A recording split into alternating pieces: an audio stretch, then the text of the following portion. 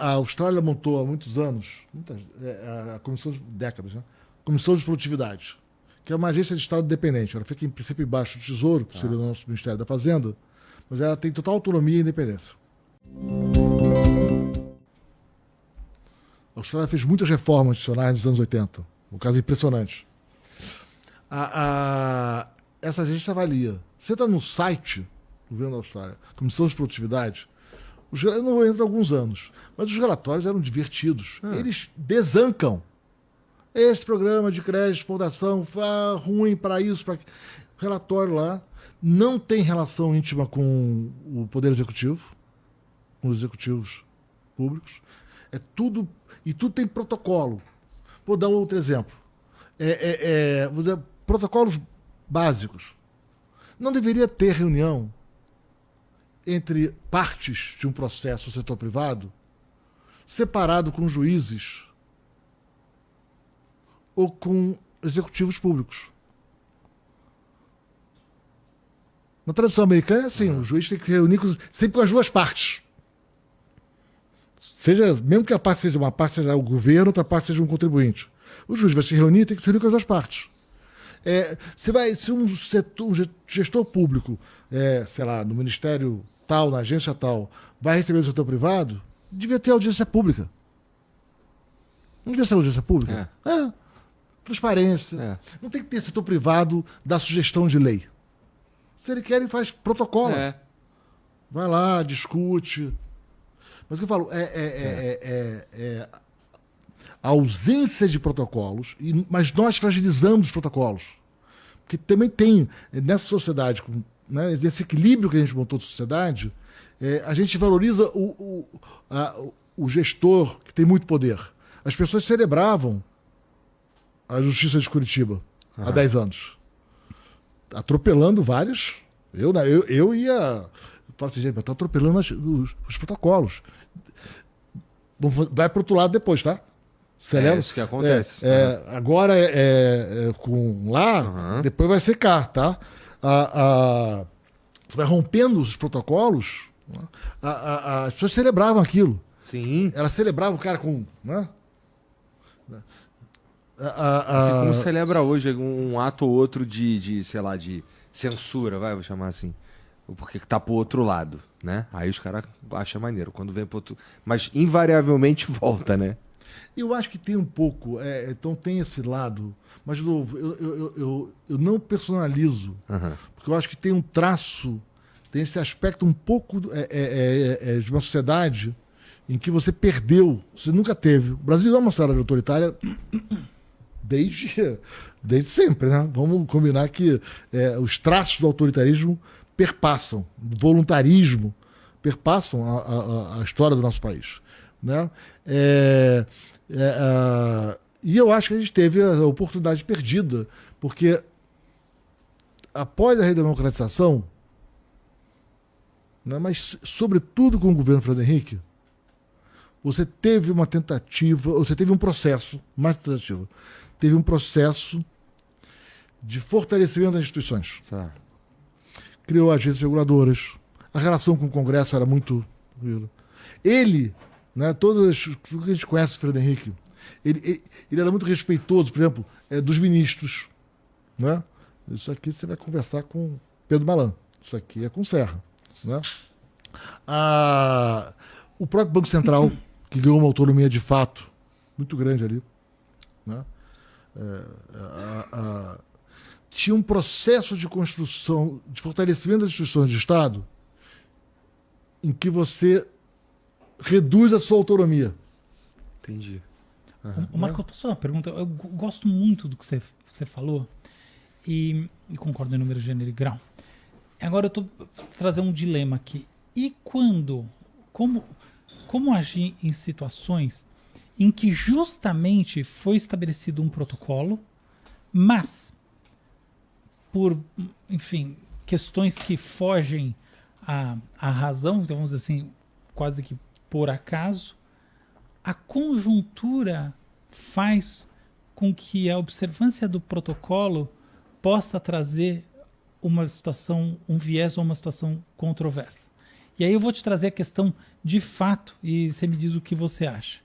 Então, eu estou falando aqui do julgamento do Bolsonaro pela primeira turma do STF, que tem o Alexandre de Moraes, o Flávio Dino, eu não preciso falar mais nada, tá bom? Certo. Veja, a regra, né, ela foi especificada, ela ganhou assim formalização maior há pouco tempo, justamente pensando do ponto de vista de distribuição de processos, de tal forma que o protocolo é inquestionável. A primeira turma recebe ponto final, nesse caso. Tá? Por outro lado, o Zanin, enfim, no passado teve uma relação um tanto forte com o Lula, para dizer o mínimo. O Dino, só um pouquinho, é notória a fricção existente entre o Alexandre de Moraes e o Bolsonaro, portanto se configura essa situação controversa. Num caso como esses, o que é o certo? Não, é o seguinte, eu não sou advogado e eu não gosto de entrar em conversa em torno de pessoas. Tá? Até porque aí você cai no mundo muito da opinião, da percepção, você não tem todas as informações. Né? Agora, gente, eu acho que o Brasil passou por um processo de fragilização institucional nos últimos 20 anos. Né? Vem passando. E você mede isso. Né? Você pode ter, a garotada hoje usa procedimento de linguagem natural para medir número de decisões. Sim, né? sim. Você consegue medir bem o que está acontecendo. Você estuda os casos de previdência, quase 10 milhões de ações administrativas em 4 anos, os casos de saúde, né? Como é que as decisões estão indo, como é que a jurisprudência vai mudando, a sutileza, a fragilização das agências reguladoras, mas enfim. E acho que nessa esfera da política, acho que também houve isso. Eu estava muito assustado aqui há 12 anos quando vi os... É claro que eu fiquei horrorizado. Né? A gente conhecia um pouco, a gente sabia um pouco do que acontecia nessa relação do setor privado e governo. É claro que as histórias... Né? Assim, cara, era pior ainda do que imaginava. E é claro que aquilo tinha que ter um desfecho.